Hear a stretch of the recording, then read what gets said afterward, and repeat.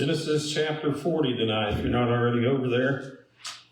Apologize to those of you who usually get on the internet and look at this beforehand. Completely slipped my mind to post it. I usually post it on Sunday after I preach Sunday night. So just not the normal routine this week, and I completely forgot about it. But I will say in my defense, there were sheets in the back, so you could pick one of them up.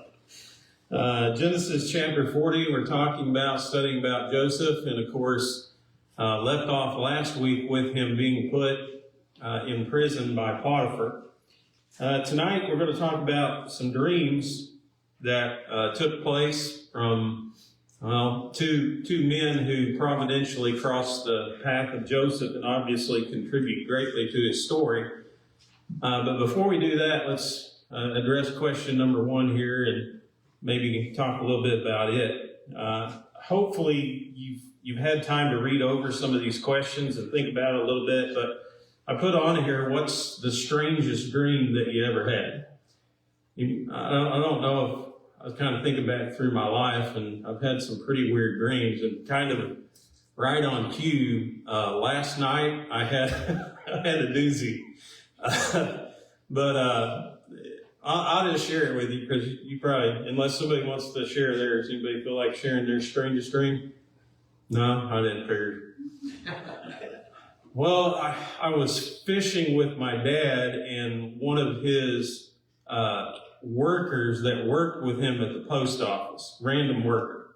And we were fishing in the lake, and we were having trouble catching fish. We were just going here, we were going there, and we couldn't catch anything. And so they said, well, it's probably best if we split up and find the fish, and then we'll get back with one another. I thought, well, that sounds like a good idea. So my dad and his coworker took a boat, and lo and behold, the next thing I know, I'm sitting in the middle of a John boat in the ocean with Derek by my side. And we're just fishing as hard as we can. And of course, the waves start coming over the John boat. And I told Derek, I said, we better get out of here. We're gonna die. And so we ended up in a department store, and somehow we were casting down the aisle. And as you cast toward the edge of the shelves, it dropped off into the water. But the problem was, every time everybody tried to go down the aisle, you had to reel back in and get out of their way. I woke up after that. But sometimes you dream some things like that, and you think, what in the world is that about? Well, what would make my mind go there? Or what are there any significance, to those things? But obviously, I don't put a lot of stock in dreams, because that's not how God reveals His will to us today. If we want to know God's will, where do we go? Go to the written word, don't we? But in this day and age, as we're reading here in Genesis chapter 40, a lot of people put stock in dreams, right? Why? It's when He talked to them back then.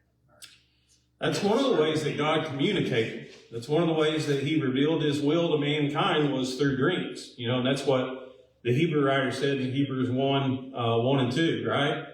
And, different times, different ways, God spoke to the prophets in times past.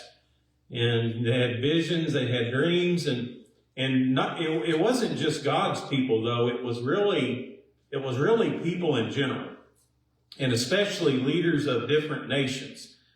They had this idea that dreams were given to them by divine beings. And so they thought they were messages that were trying to be relayed to them by the gods that they worship. And obviously, if you believe that, and of course there's still some people today who attach a lot of significance to dreams, but if that's your belief, you're going to try to find out the meaning of every dream you have, right? And that's one of the things that we learn as we go through the life of Joseph. Did dreams and their interpretation play a vital role in his story? Yeah. You think of any other people in the Bible where dreams and interpretations played a vital role?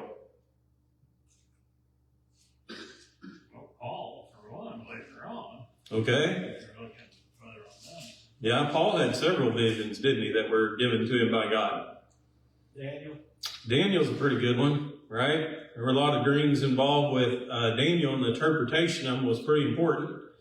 So, it's just that time period where these are things that happen. And it wasn't out of the normal for them to happen. It kind of seemed weird to us today. But that's often the way that God spoke, and, he often operated that way, throughout the Old Testament. I guess the problem with that is discerning when a dream was from God and when it wasn't, right? And then figuring out what it meant. So there was certainly a desire and a need and an interest in dreams and their interpretations in this day and age.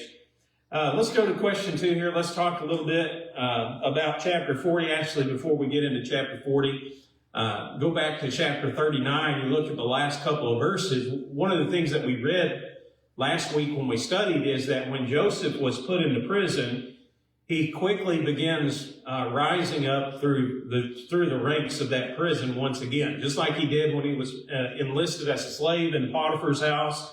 He immediately shows his leadership ability, and he's on the top. But this is a think about it question here. How long do you think it took Joseph to get into a position like that? I know sometimes when I read these stories in the Old Testament, we think, well, this happened this day, chapter 39, and then chapter 40, that was the next day, right? How long do you think it took him to work his ranks up through the prison? I wouldn't think it would take a long time, just with the reputation of what he was in charge of. I mean, I wouldn't think the rest of the prisoners would have that resume to go along with. Okay. I don't know, you talked last week, about I don't remember that reference point was. He was in stocks, essentially. So for some period of time, he wasn't doing enough for nobody. And he was on total lockdown. Yeah, and there's a couple of things we learn about the timeline of Joseph's life as we go through the book of Genesis. First of all, about how old was he whenever he was sold into slavery? 17. Probably about 17. We know at least in the beginning of chapter 37 as it begins this account about Joseph and then what happens to him. He's 17 years old, right? How old was he when he was brought before Pharaoh? Does anybody remember that? Well, he's 30 years old whenever he appears before Pharaoh and interprets his dream. And you have a space there of 2 years where the cupbearer forgets about it. So basically, you think about the life of Joseph, the time that he was in Potiphar's house and the time that he was in prison covered about 13 years. I mean, that's a pretty significant chunk of his life. I don't know how long he was in Potiphar's house, if he was longer there, if he was longer in prison. But again, I think a lot of times at least when I read these stories, you think, well, Joseph's in this low point, but the next day everything's all right. He's right back up. But we're probably talking about years and years, of some of this misery that he had to endure. And we mentioned last week, of course, he goes from the top son in the family to a slave. Then he kind of rises up through those ranks and becomes the top slave, and then he becomes a prisoner. And then he kind of rises up through those ranks and eventually becomes second in command in Egypt. But there were a lot of lows that Joseph had to go through. And they weren't just, one day things that he had to endure. Probably some of these were years of misery that he had to endure and go through. So I don't really appreciate, when I study God's word like that, I don't always get the timeline right in my head. And that can, I think often, at least for me, kind of lead to a lack of appreciation of exactly what Joseph went through and how long he had to endure through some of these things. So question number 3 here, Adam mentioned this, or we talked about it a little bit last week. Psalms 105 and verses 17 through 19. There's a little bit of a perspective that's added to Joseph's stay here in this Egyptian prison. And so when you read about him there in Psalms 105, anybody have that handy? Is that a no? 17 to 19? Yeah, Psalms 105, 17 through 19. He sent a man before them, even Joseph, who was sold for a servant, whose feet they hurt with fetters. He was laid in arms until the time that his word came and the word of God tried him. Okay. So what kind of perspective does that give you for Joseph to stay in prison? Does that change anything for you, the way you thought about it? Leaves and feathers, that wasn't a good thing. No. We at least know in the beginning his stay in the prison was not an enjoyable one, right? His feet was fastened in the stocks. His neck was fastened in an iron fetter. And so that in and of itself was a form of torture for some of the most, what we would call the most heinous criminals in that day and age. And so if you really wanted to punish somebody, that's what you did. You didn't just put them in prison, but you fastened them in these stocks. And of course that led to misery in the arms and legs and your body itself, because you just couldn't move. Get uncomfortable, you couldn't move around, you just had to stay in that position all the time. So to me, it adds a little bit to the perspective that, not all these 13 years were just fun and games for Joseph. There were a lot of miserable times, a lot of lows that he had to endure through these. I imagine he felt at times his world was crumbling down, don't you? I imagine that happened more than once. Do you think he ever got discouraged? You think he ever was disappointed with how things turned out? Do you think he ever felt lonely? I imagine there were a lot of times that he probably laid awake at night asking the question, why?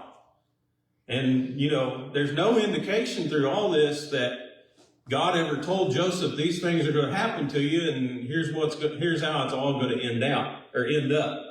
But what I do learn and what I do take comfort in as I study the story of Joseph is, even though all these things were happening to him, God had a plan and a purpose for him, didn't he? And so God was using the people and the events in his life to accomplish his plan and his purpose that he had for Joseph. I want to emphasize, God didn't do these things to him. He just used the people and he used the conditions in his life to work out the way that he wanted, or the things that he wanted to accomplish in this life. So question number 4 here, Larry just read that passage for us, but according to that passage, why did God allow Joseph to be put in prison while he was in Egypt? What verse 19 say there? Till the time his word came to pass. Okay. He's waiting until the time for his word to be fulfilled, right? But what was he also doing with Joseph? What's the last part of verse 19 say there? He was testing him. What was he testing?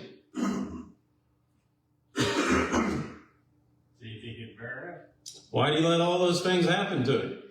Right? Why does God let things happen to us in this life? I always say that this is the case. It wouldn't be much of a test if they didn't, would it? That's the test. Are we going to be faithful to God through the ups and the downs of life? And every godly human being is tested in that way. You go back through the men and the great women of the Bible, and you'll find they had trials and tribulations. And Joseph was no different than that, right? But we also learn a pretty important thing there in verse 17 of Psalm 105. The psalmist said there, he sent a man before them. If you go back and you read the context of Psalm 105, you'll find that he's talking about what's the word I'm looking for? Went blank. I don't know. The descendants, that's what I'm looking for. Man, it's tough when you get all the descendants of Abraham. The descendants of Abraham. Remember, God made all these promises to Abraham and his descendants. And so God was going to keep his promises, right? And so now you have this story of Jacob, and through this lineage, God is going to make a great nation. Through this lineage, God is going to bless all nations of the earth. So if something happens to Jacob in his line, God can't fulfill these promises that he made to Abraham. And so what God did, he saw beforehand this great famine that was going to be in the land, and the Bible says he sent Joseph in front of Jacob. Why did he send Joseph in front of him?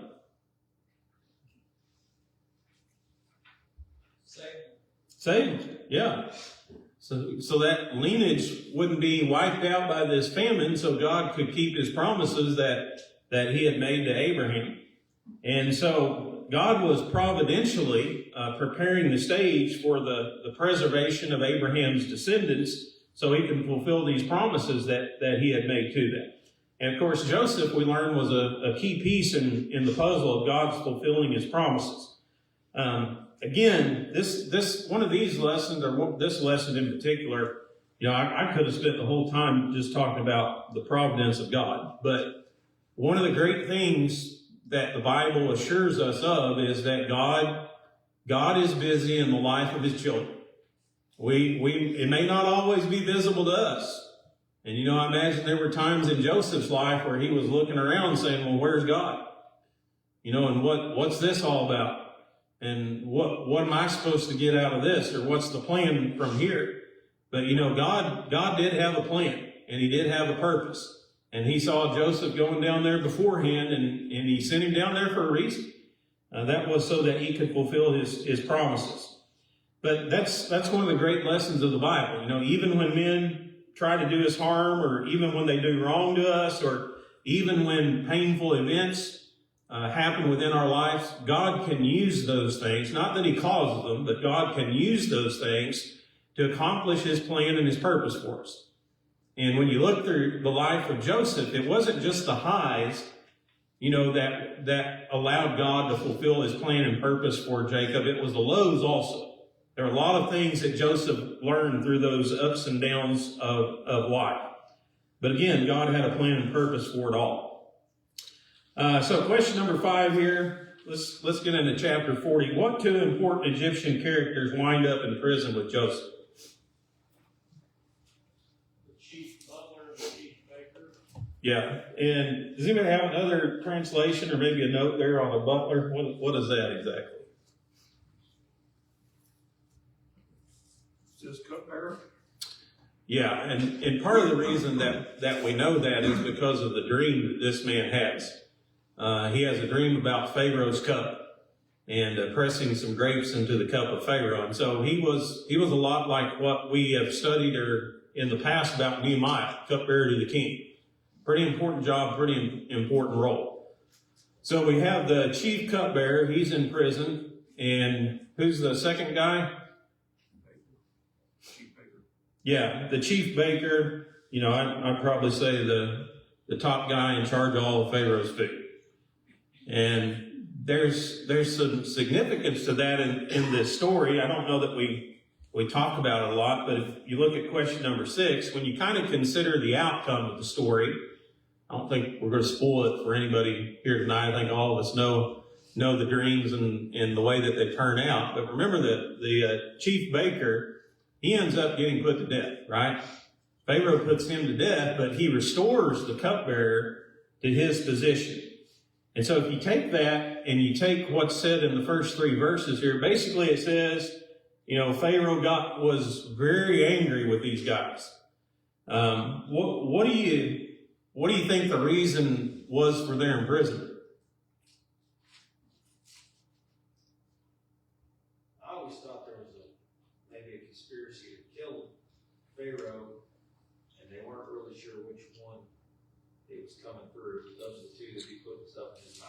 Yeah, kind of seems that way, doesn't it? Kind of seems like there'd been at least news, maybe, of an assassination attempt on Pharaoh. And remember that wasn't uncommon in this day and age. I mean, there were kings who were getting waxed right and left.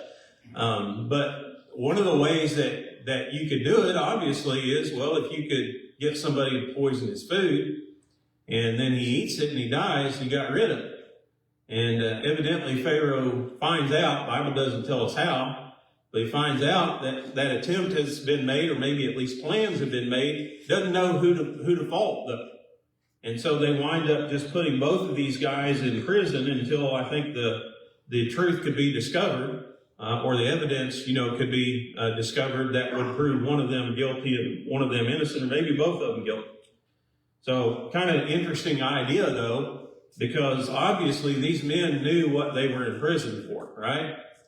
And I think part of what we glean, if the judgment that was put on the baker was correct, which I'm just assuming it was, I don't know all the evidence for and against him, but one of those guys knew they were guilty and one of the other guys knew they were innocent.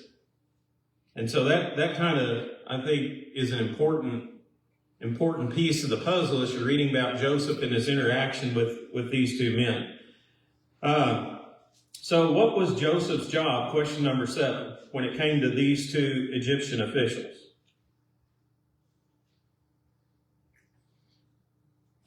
Interpret the dream. He was kind of a warden of sorts, right? He was checking on them, making sure everything was right. Yeah, he basically was placed in charge of them, right? It was his job, if they needed anything, it was his job to see to it that what they needed was taken care of. If they were sick, it was his job to make sure they got the medical attention that they needed in order to survive. So, basically, yeah, he's in charge, but he's kind of in the role of a servant here, because his job is to serve them and to take care of them while they're in prison. And how long were they in prison?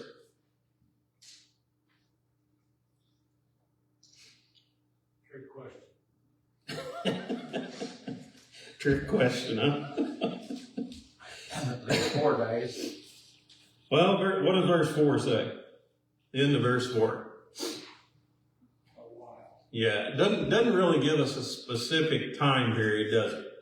But they were in prison for a while.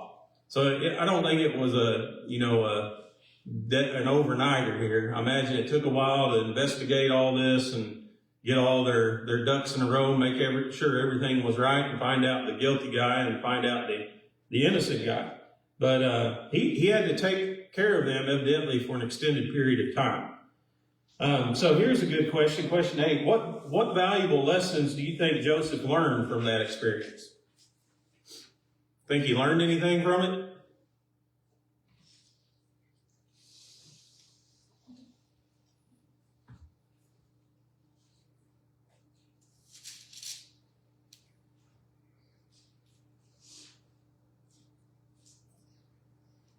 I mean, being kind of a servant to those two in prison, I mean, I know it's probably not what you're looking for, but I mean, it's kind of humbling to think about.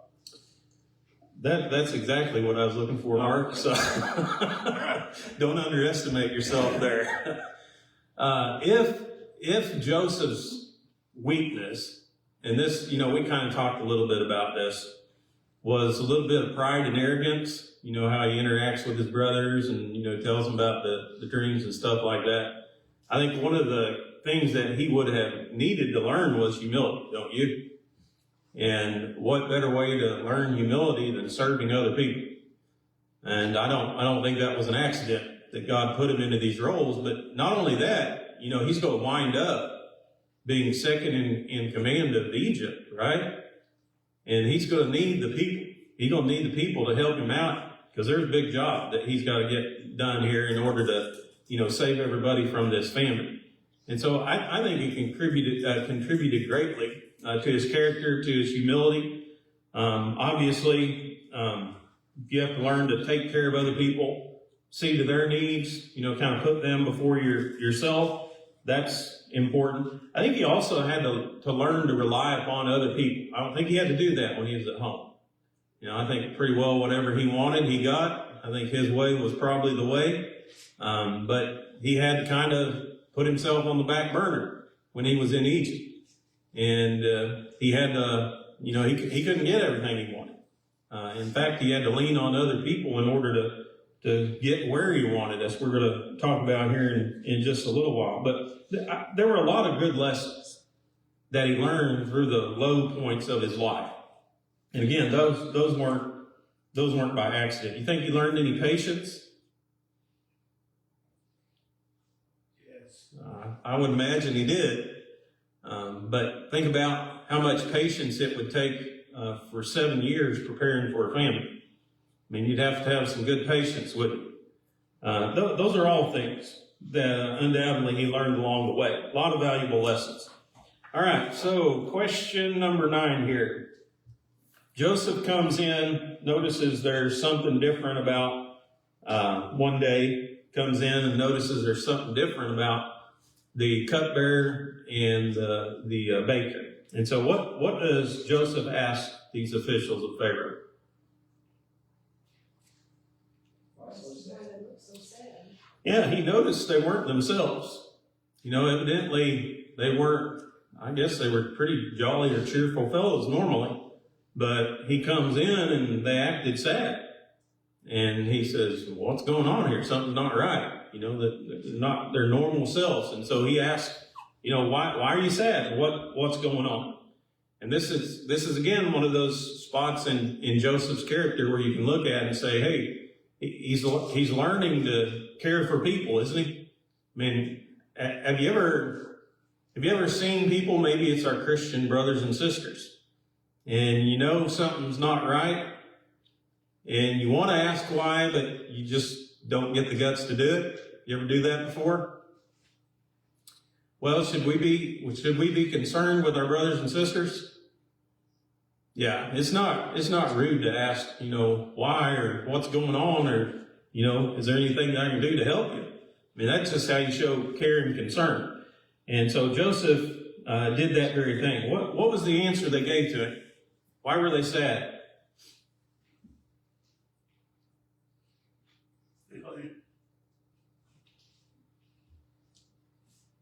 They had dreamed a dream, and there was somebody to interpret it. Yeah, so you go back to this idea of dreams and their interpretation, right? These key figures and leaders, they believed there was significance to these dreams that they had. And when you read about the content of these dreams, you can probably understand why.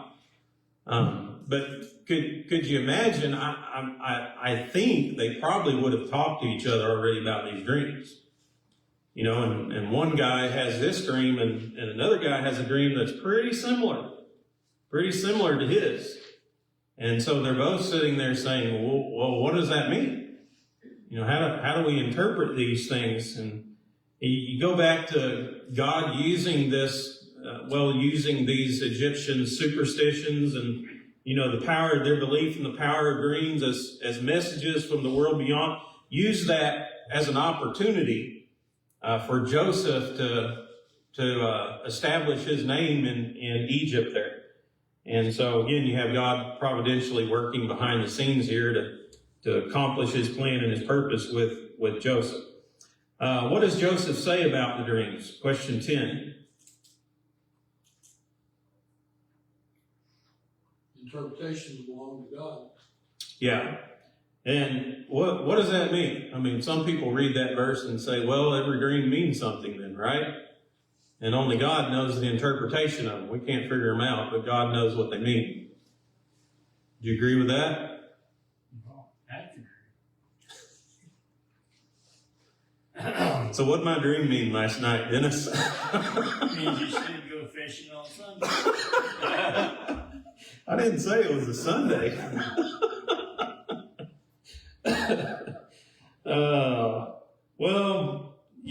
Joseph did say that the interpretations of dreams belongs to God. I think the point that he was making is this: God knows everything, right? And if there's an interpretation of that dream, God knows what it is.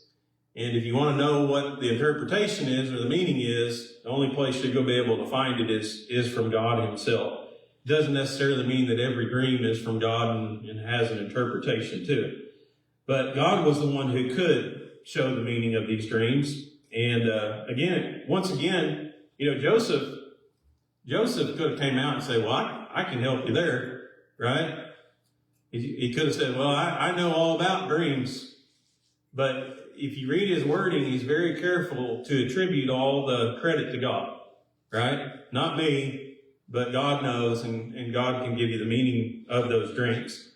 So, question number 11 here, what did the chief cupbearer dream? What was his dream? What were some of the key parts of it?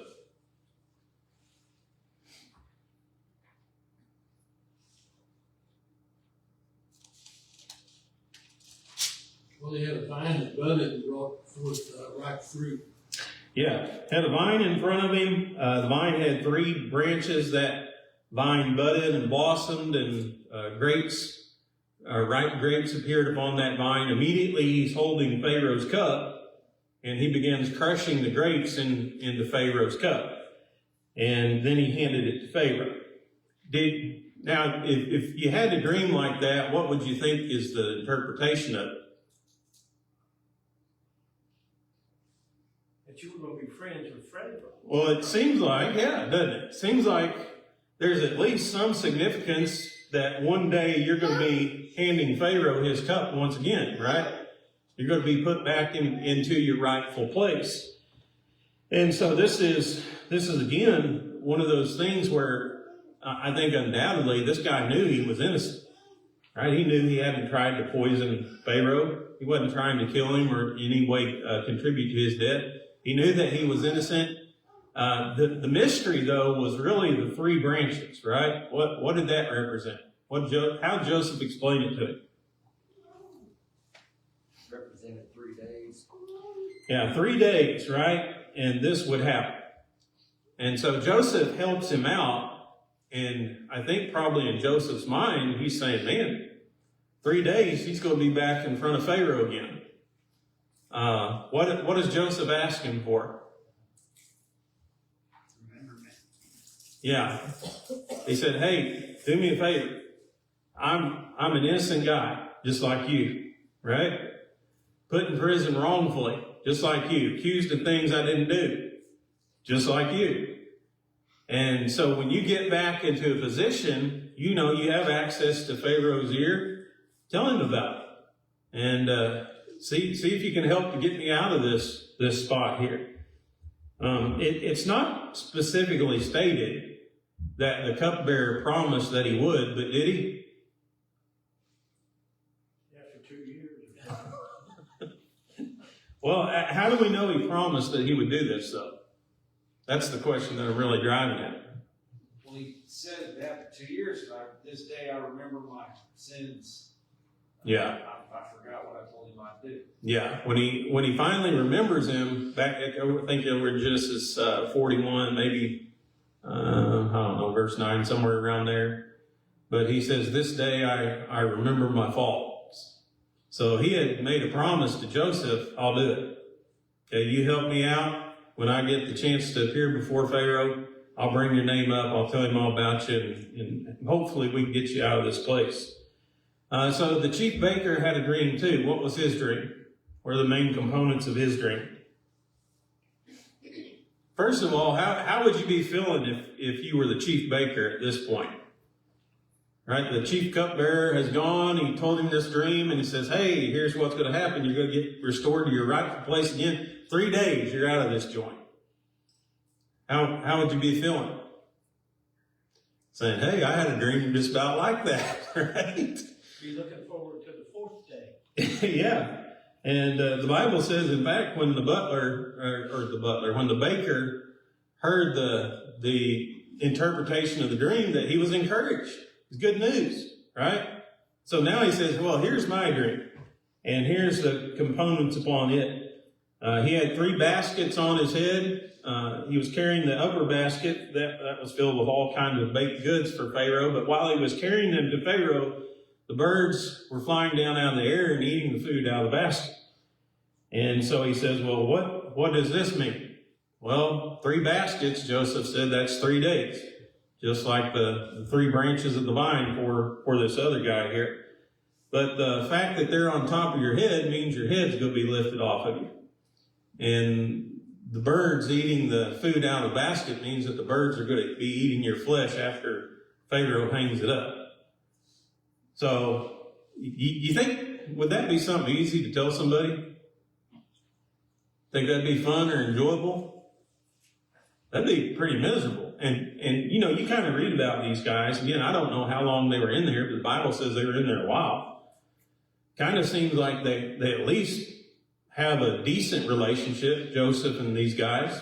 You know, Joseph cares about them, doesn't asking about their sadness. Hey, can you help me out? I think you can. You know, he didn't have to try to help them out. He could have said, well, you had these dreams. You guys deal with them and figure them out on your own.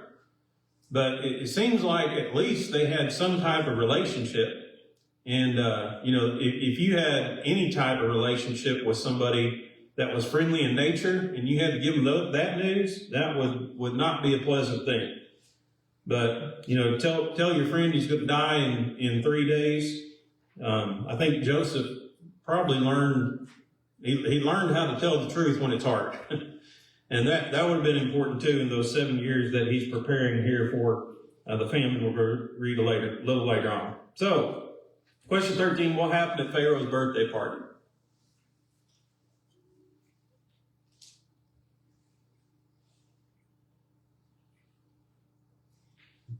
Well, the cupbearer was restored and the baker was sent to death.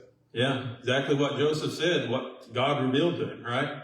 Happened just like he interpreted the dreams. And question 14, we talked about this already a little bit, but what did the chief cupbearer not do? He didn't tell Pharaoh about Joseph. Didn't keep his promise, he didn't remember Joseph and what he had done for him. He selfishly kept the information about Joseph to himself. Could that have helped Joseph out? If he talked to Pharaoh? Sure. Couldn't have hurt, could it? But can you imagine if you're Joseph? Again, what would you think the day he goes back? He's going to tell him what's happened. Man, I think those prison doors are going to open any minute. They're going to come in here and they're going to set me free, right? Then you go on for a week like that. Then you go on for a month. Then a month turns into a year. And pretty soon you're 2 years removed from the event. What do you think Joseph was thinking at this time? I doubt he had any hope, right? That anything was going to ever happen because of it. But this is again, Joseph, one of the amazing things when he meets up with his brother is his ability to forgive. And there's a lot of things that happen to him in his life along the way, I think, that help where he learns and how to forgive people. Even when they've done him, when they've not done him right. So question number 15, do you think we have a tendency to forget our promises whenever good things are happening to us? Yes. I think we do. Why is that the case? Most people are a little bit selfish inside, just a little bit. Yeah. Yeah. It's kind of just, I think, human nature. When everything's going good for you, Think about that. you don't think about everybody else, right? you think everything's good. When things aren't going so good for you, think about it. Think about it a little bit more. But Scripture doesn't tell us why he forgot about it. It just says he does. And it could have been a number of things. Was he just so excited about being released? It just totally slipped his mind? Was he too busy? I bet being a Pharaoh's baker, I imagine it kept him pretty busy. Did he have a lot of stuff on his mind? Doesn't really say. Was he afraid? Was he afraid if he brought this case before Pharaoh that Pharaoh could turn back on him and something could be done against him because of it? But all of us have the power to help other people. And this is the lesson to take home tonight. Don't forget about that power. Don't forget that we've been given that ability by God. We just have to make sure that we use that ability. Can other people help it? Yeah, sometimes, but they're never going to help perfectly. And even when people forget about you and don't do their part to help you out, where do you go? Yeah. God's the only perfect help, right? And you can always count on him. He's always going to keep his promises. That's another great lesson I think that Joseph learned during this time in prison. So, all right, time's up. Anybody got thoughts, comments, questions before we end?